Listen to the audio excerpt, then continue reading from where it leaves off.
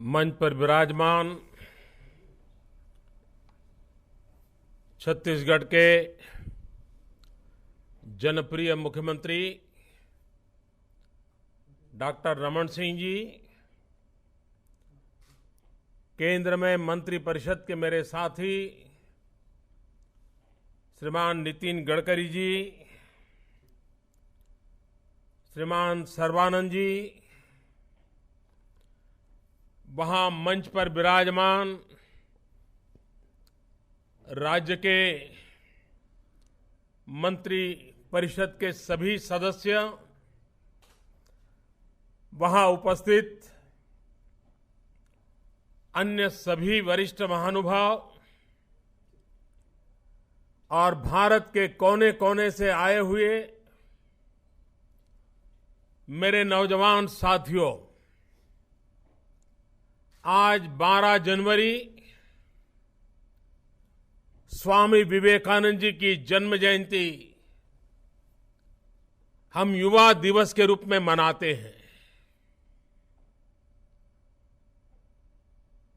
इस देश में दो महापुरुषों को इस देश का युवा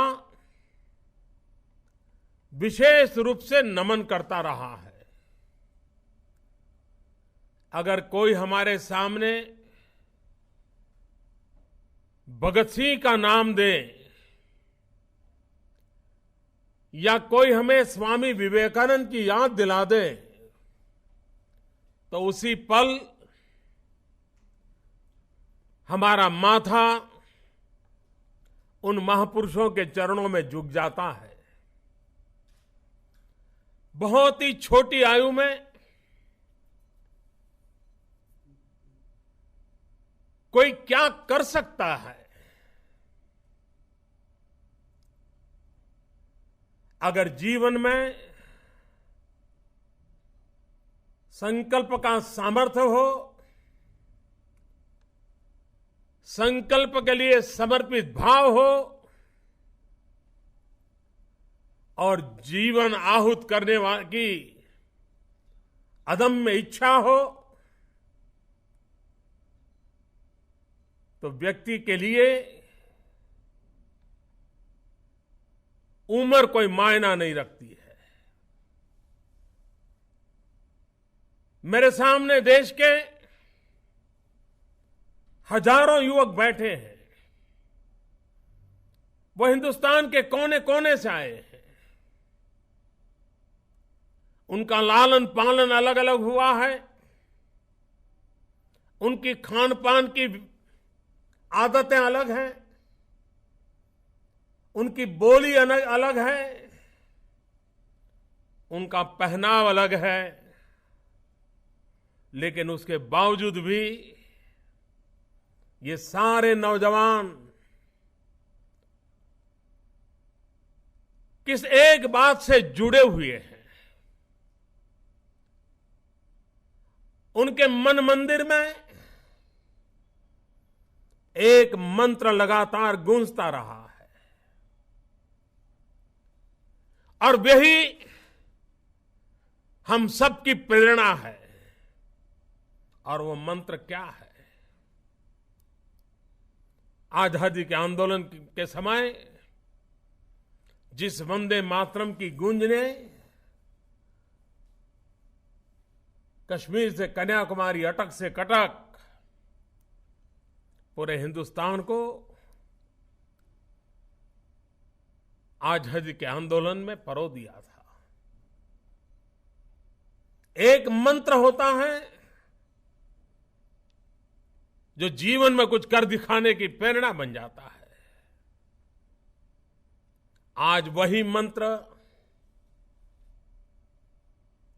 चाहे हम उसको भारत मां की जय के रूप में कहते हो, चाहे हम वंदे मातरम के रूप में कहते हो, पहले मां भारती को गुलामी की जंजीरों से मुक्त कराने के लिए वो हमारी ताकत बन गया था। और आज आजाद हिंदुस्तान में भारत को नई ऊंचाइयों पर ले जाने के लिए विकास की नई ऊंचाइयों को सिद्ध करने के लिए, समस्याओं से मुक्ति दिलाने के लिए, हिंदुस्तान के गांव, गरीब किसान, मजदूर, उनके जीवन में बदलाव लाने के लिए यही मंत्र हमारी प्रेरणा बनता है। पहले देश के लिए मरने की प्रेरणा देता था, आज वही मंत्र हमें देश के लिए जीने की प्रेरणा देता है। और आप सब नौजवान अपने लिए नहीं, देश के लिए कुछ करने के इरादे से, किसी न किसी संकल्प से बंधे हुए हैं। आप कुछ करना चाहते हैं और यह देश प्रगति तब करता है जब 125 करोड़ देशवासी किसी न किसी संकल्प से बंधे हो, उस संकल्प की पूर्ति के लिए कुछ कदम चलने के लिए प्रयासरत हो, मंजिल को पाने के लिए अविरत कोशिश करते हो, तो देश अपने आप उस मंजिलों को पार कर जाता है। आज पूरे विश्व का परिवेश देखें, पूरा विश्व आज भारत की तरफ एक बड़ी आशा भरी नजर से देख रहा है। क्यों? इसलिए कि हिंदुस्तान एक संभावनाओं का देश है। अपार अवसर जहां इंतजार कर रहे हैं, दुनिया इसलिए हिंदुस्तान की तरफ देख रही है क्योंकि आज हिंदुस्तान विश्व का सबसे युवा देश है। 65% जनसंख्या 35 से कम आयु की हो, वह देश कितना सौभाग्यशाली है कि जिसके पास कोटि कोटि युवा हृदय हैं, युवा लोग हैं। और जहां युवा होता है वहां संकल्पों की कोई मर्यादाएं नहीं होती, सीमाएं नहीं होती है। कभी कभार हमारे देश में युवा की परिभाषा को लेकर के अलग अलग हमें बातें सुनने को मिलती है। शास्त्रों से लेकर के अब तक युवा की परिभाषाएं बहुत हो चुकी है। हर किसी का अपना नजरिया होता है। कुछ लोगों के लिए उम्र का दायरा ये युवा की पहचान के रूप में माना जाता है। मैं कभी कभी सोचता हूं कि युवा ये परिस्थिति का नाम नहीं है, युवा ये मनस्थिति का नाम है। मनस्थिति है जो युवा की परिचायक होती है। जब कोई व्यक्ति अपने बीते हुए पल को बार बार याद करता है, दोहराता रहता है, तो मैं सीधा सीधा अर्थ ये निकालता हूं कि वो अपनी युवानी खो चुका है, वो बुढ़ापे की ओर चल दिया है। लेकिन जो बीते हुए कल को बार बार दोहराने के बजाय आने वाली कल के सपने संजोता रहता है, वो उसके लिए मेरा मन हमेशा कहता है कि वो सच्चे अर्थ में युवा है। अगर आप अपने आप को युवा मानते हो तो युवा वो है जो बीते हुए कल की बातों को दोहरा करके अपने समय को बर्बाद नहीं करता है, लेकिन जो आने वाले सपनों को संजो के लिए पल पल प्रयास करता रहता है और हर सपनों को साकार करने के लिए अपने आप को खपा देता है। देश भर से आए हुए युवा उन सपनों का संपुट है।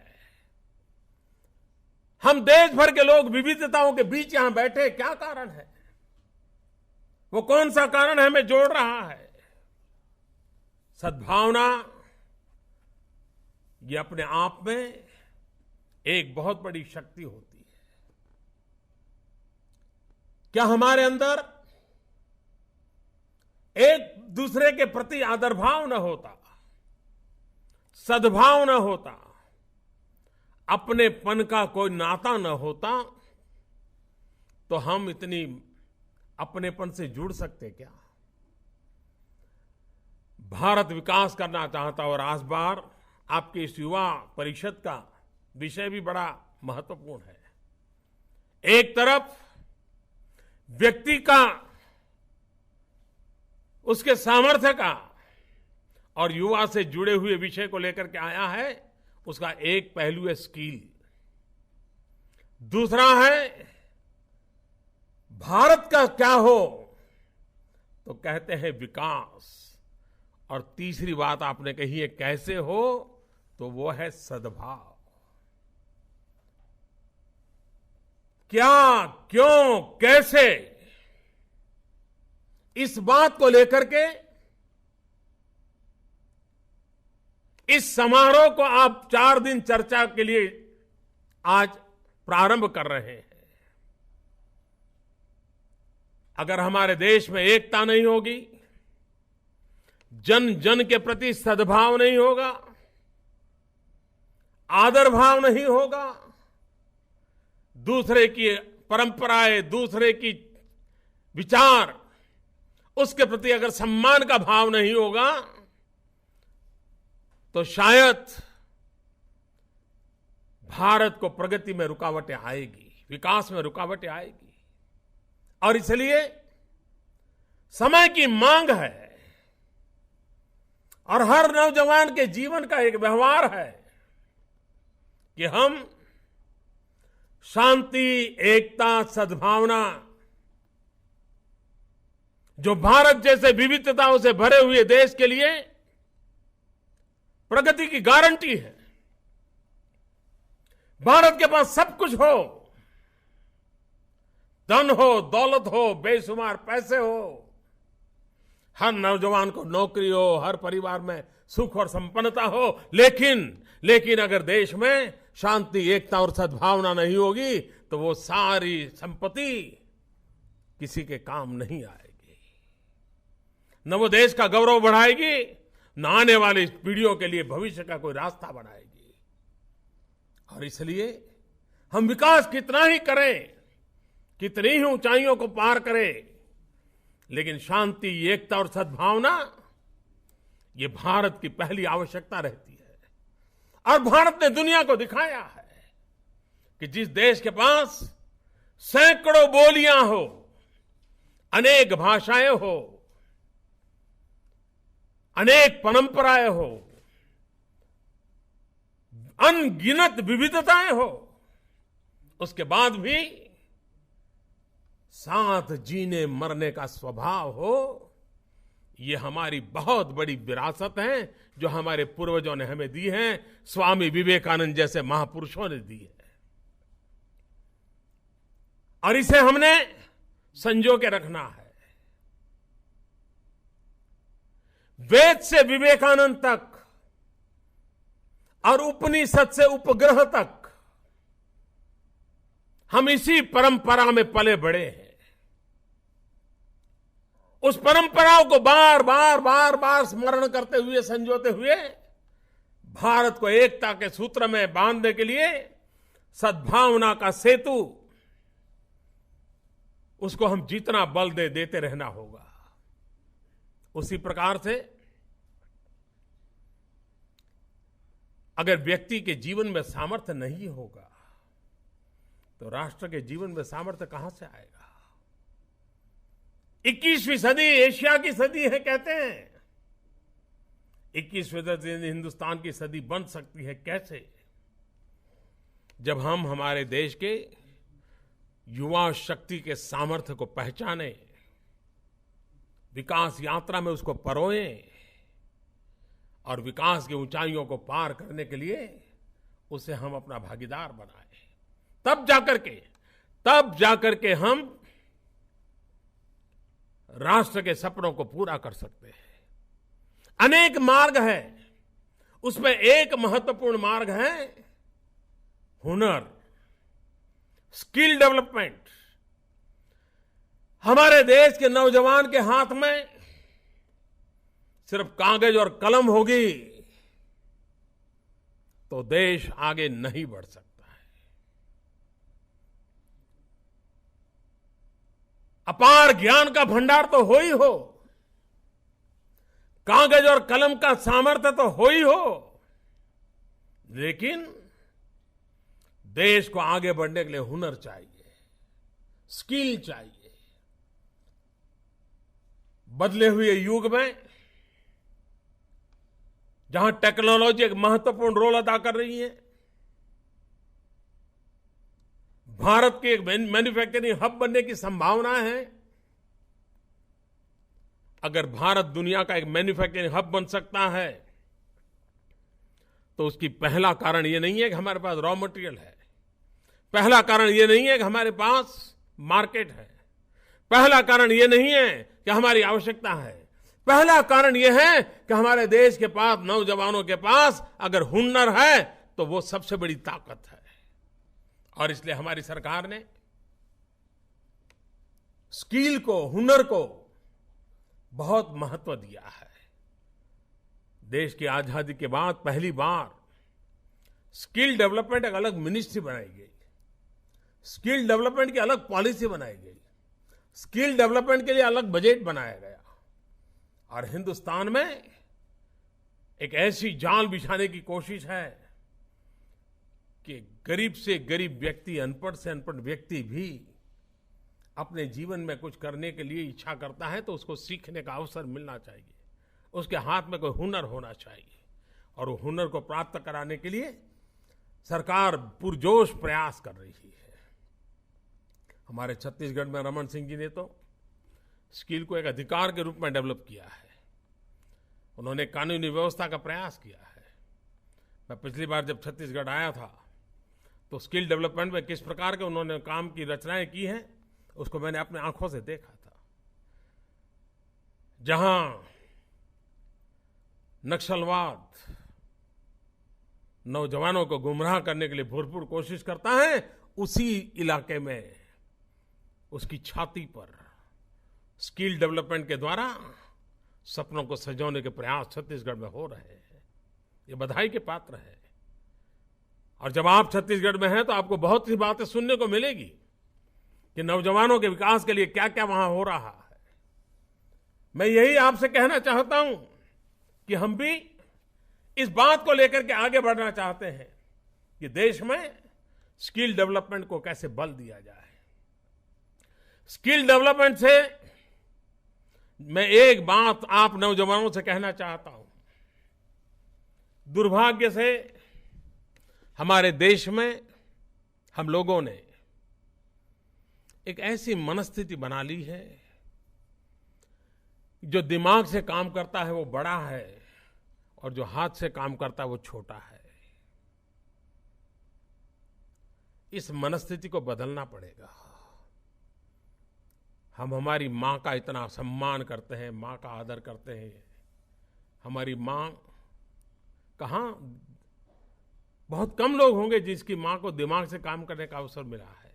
बाकी सब हम लोग ऐसे हैं जिनकी मां हाथ से काम करती है, कपड़े धोती है, खाना पकाती है, झाड़ू लगाती है और उस मां का हम सम्मान करते हैं, मां का गौरव करते हैं। लेकिन समाज में हाथ से काम करने वाला हमें छोटा लगता है।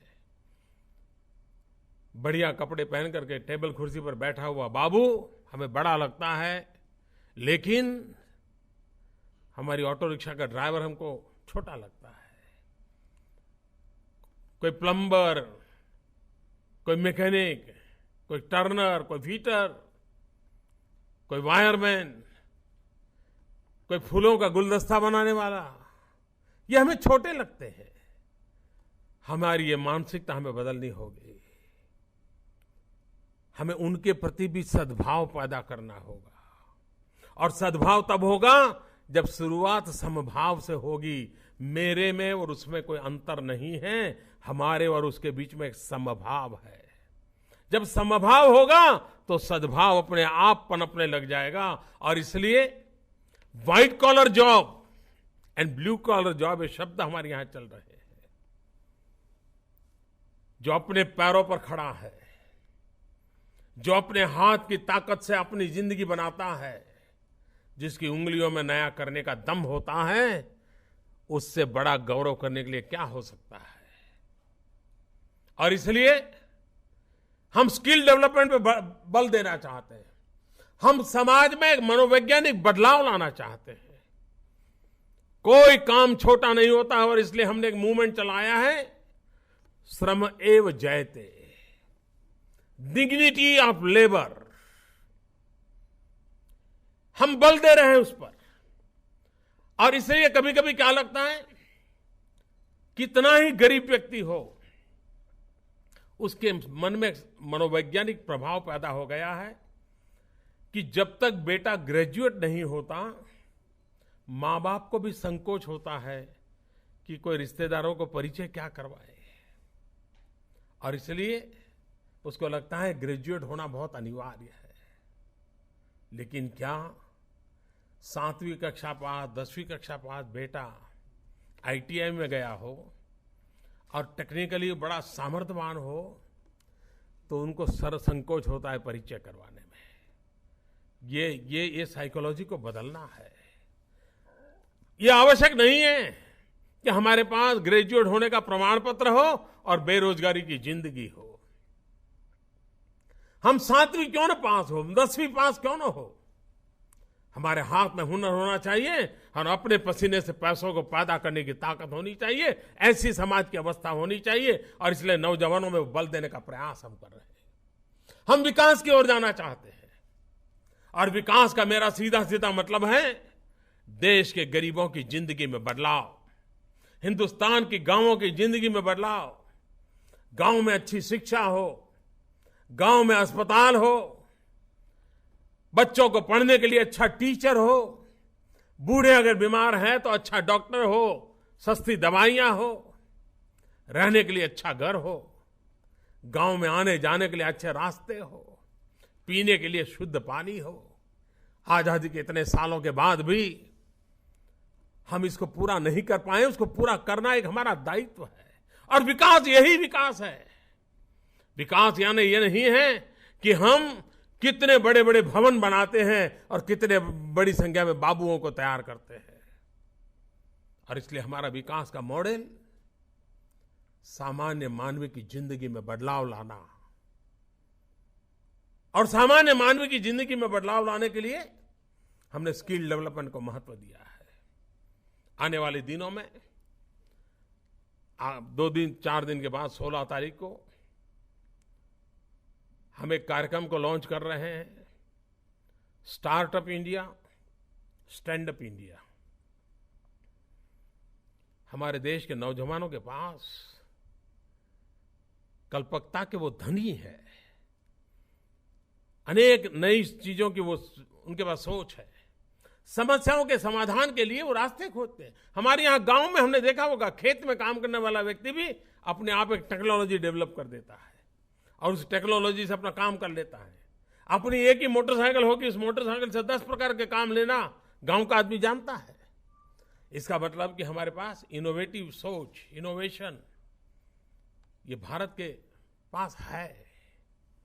लेकिन उसे प्रतिष्ठा कैसे मिले, पुरस्कार कैसे मिले, प्रोत्साहन कैसे मिले, आगे बढ़ने के लिए रास्ता कैसे मिले, उस दिशा में सरकार एक गंभीरता से सोच करके उस योजना को लागू कर रही है। 16 तारीख को जब ये बड़ा कार्यक्रम होगा, आप भी अपने अपने इलाके में कहीं पर वीडियो कॉन्फ्रेंस के द्वारा अगर इस कार्यक्रम में शरीक होते हैं तो आपने शरीक होने का प्रयास करना चाहिए। और स्किल डेवलपमेंट का नेक्स्ट स्टेज होता है स्टार्टअप इंडिया। उसी प्रकार से सरकार ने एक मुद्रा योजना घोषित की है, प्रधानमंत्री मुद्रा योजना। हमारे देश में बहुत लोग हैं जिनके पास कुछ करने की इच्छा है, लेकिन पैसों के अभाव में कर नहीं पाते। वो अनफंडेड है, बैंकों के दरवाजे उनके लिए खुले नहीं थे। हमने बदलाव लाए और बैंकों के दरवाजों को खोल दिया। बैंकों को दरवाजों को खोल करके मुद्रा योजना के तहत उन नौजवानों को पैसे देने का प्रयास शुरू किया है। और मुझे खुशी है कि बहुत ही कम समय में ये जो योजना बनाई, प्रधानमंत्री मुद्रा योजना, करीब करीब 2 करोड़ लोगों को बैंक से बिना कोई गारंटी पैसे दिए गए। इतने कम समय में बैंकों के द्वारा 2 करोड़ लोगों को पैसे मिलना और करीब करीब 80,000 करोड़ रुपए नौजवानों के हाथ में रख दिए। नौजवानों पर मेरा भरोसा है, देश की युवा शक्ति पर भरोसा है।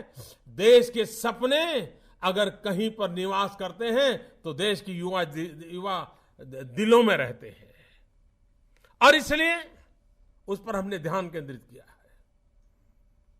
मैं चाहता हूं कि जो लोग कुछ कर गुजरना चाहते हैं वे नौकरी की तलाश क्यों करें, अपने पैरों पर खड़े क्यों न हो। मैं नहीं चाहता हूं मेरे देश का नौजवान जॉब सीकर बने, मैं चाहता हूं मेरे देश का नौजवान जॉब क्रिएटर बने।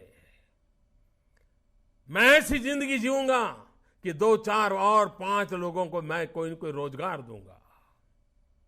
ये भी हमारा सपना होना चाहिए। मैं रोजगार के लिए तड़पने वाला नौजवान नहीं हो सकता हूं, मैं रोजगार देने वाला एक साहसिक नौजवान हो सकता हूं। और यही तो जिंदगी का लक्ष्य होना चाहिए। क्या मैं औरों के लिए कुछ कर सकता हूं? और एक बार ये सपना लेकर के चलोगे तो कर भी पाओगे। और इसलिए आप अगर उस बात को लेकर के चलते हैं तो मेरा आपसे अनुरोध है, मैं आपको विश्वास दिलाना चाहता हूं, मैं आपके साथ हूं। ये सरकार आपके साथ है, ये पूरा हिंदुस्तान आपके साथ है। आप उस लिए सपने संजो करके लेकर के निकलिए।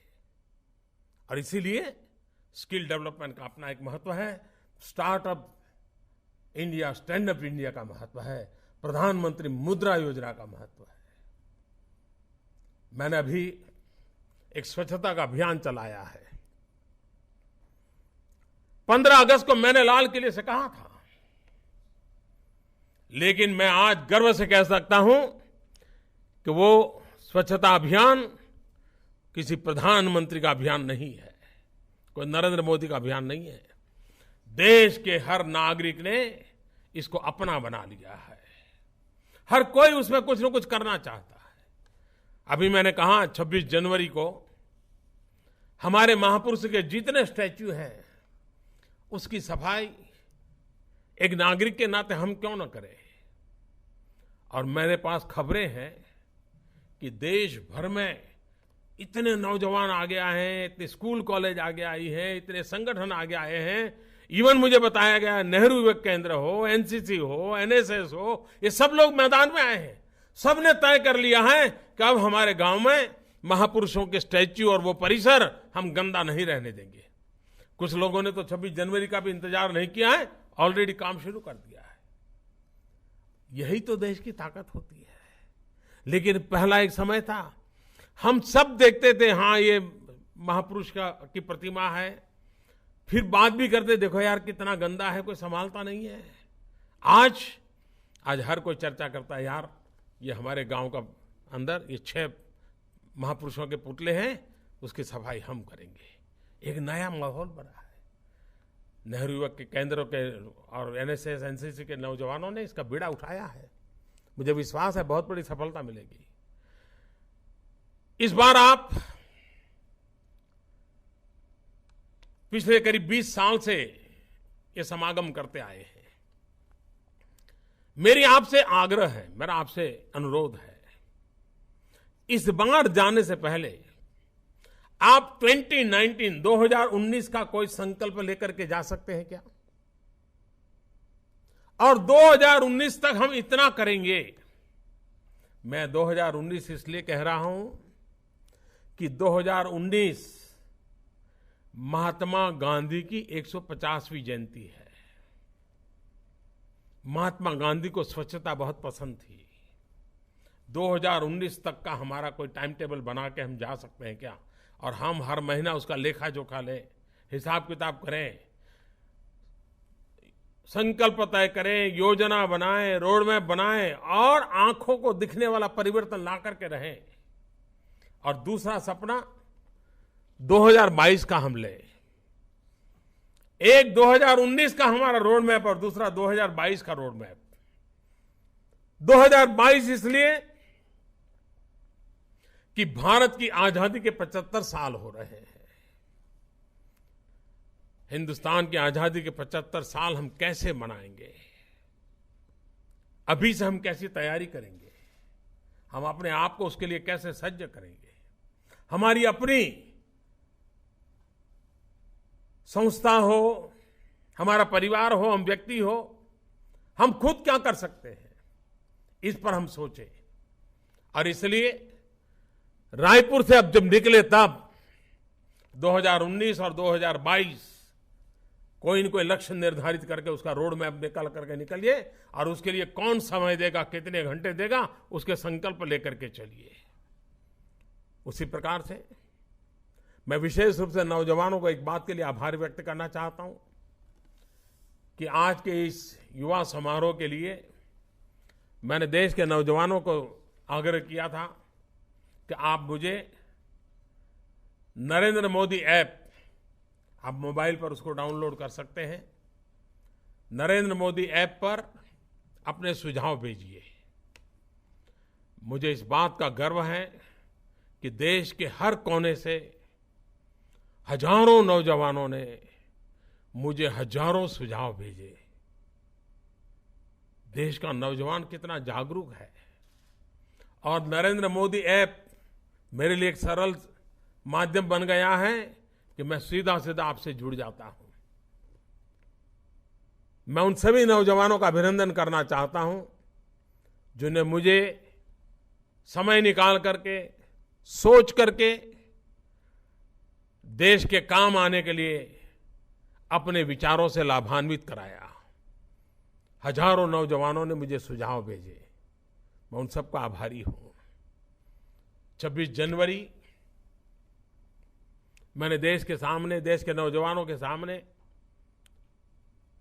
एक विषय रखा है और मैंने आग्रह किया कि हमारे यहां चर्चा होनी चाहिए। अधिकार और कर्तव्य। भारत के संविधान ने हमें दोनों जिम्मेवारियां दी हैं, लेकिन आजादी के बाद ज्यादातर हम लोगों की प्राथमिकता अधिकार पर रही है। कर्तव्य व्यक्तिगत स्वभाव से जुड़ गया, समाज स्वभाव से छूट गया। कर्तव्य सामाजिक स्वभाव बनाना है। कुछ लोगों को कर्तव्य में रुचि हो, वो कर्तव्य करते रहे, इससे देश नहीं चल सकता। 125 करोड़ देशवासियों का कर्तव्य का भी स्वभाव बनना चाहिए। और अगर एक बार कर्तव्यों की हवा बन जाती है तो अधिकारों की रक्षा अपने आप हो जाती है। मैं चाहूंगा कि 26 जनवरी को, मैंने पिछली मन की बात में इस बात को कहा था, कईयों ने इस बात को आगे बढ़ाया है, आप भी इस बात को आगे बढ़ाएं, ऐसी मैं अपेक्षा करता हूं। छत्तीसगढ़ का प्यार, छत्तीसगढ़ की मेहमान नवाजी आप सबको बहुत याद रहेगी। मेरा सौभाग्य रहा, मुझे छत्तीसगढ़ में बहुत लंबे अरसे तक रहने का अवसर मिला है, इसलिए मैं उनके प्यार को भली भांति समझता हूं, उनकी स्वागत करने की परंपरा को भली भांति समझता हूं। लेकिन मैं इस बार इसका मजा नहीं लुटा पा रहा हूं क्योंकि कुछ जिम्मेवारियां यहां भी मेरे सर पर रहती हैं। लेकिन मैं मन से आपके साथ हूं। इस समारोह की मैं सफलता के लिए शुभकामनाएं देता हूं। और आप देख सकते हैं कि संकटों के बीच में भी कैसी जिंदगी गुजारी जा सकती है। छत्तीसगढ़ कुछ वर्षों से नक्सलवाद के कारण परेशान है, माओवाद के कारण परेशान है। और मैं नौजवानों को कहता हूं, हमारे हाथ में हुनर होना चाहिए। हत्या करने के लिए हमारा हाथ कभी काम नहीं आना चाहिए। यह हाथ हुनर से नए सपनों को संजोने के लिए काम आना चाहिए। यह हाथ किसी के सपनों को समाप्त करने के लिए हत्या का कारण नहीं बनना चाहिए। छत्तीसगढ़ के नौजवानों ने माओवाद की इस भयानकता के बीच भी छत्तीसगढ़ को आगे बढ़ाने का भरपूर प्रयास किया है। छत्तीसगढ़ को नई ऊंचाइयों पर ले जाने की कोशिश की है। संकटों के बीच भी समाधान के रास्ते निकाले जा सकते हैं। संकटों के बीच में भी विकास की यात्रा की जा सकती है। संकटों के बीच भी संकल्पों को पूरा किया जा सकता है। ये छत्तीसगढ़ से हम अनुभव कर सकते हैं। आज उस धरती में है, आप रायपुर में हैं, आपको प्रेरणा मिलेगी। मेरी आप सबको बहुत बहुत शुभकामनाएं। और हमारे खेल मंत्री श्रीमान सोनोवाल जी, वो आपके बीच में हैं, बड़े उत्साही हैं। जरूर उनका लाभ मिलेगा आपको। आप सबको बहुत बहुत शुभकामनाएं। बहुत बहुत धन्यवाद।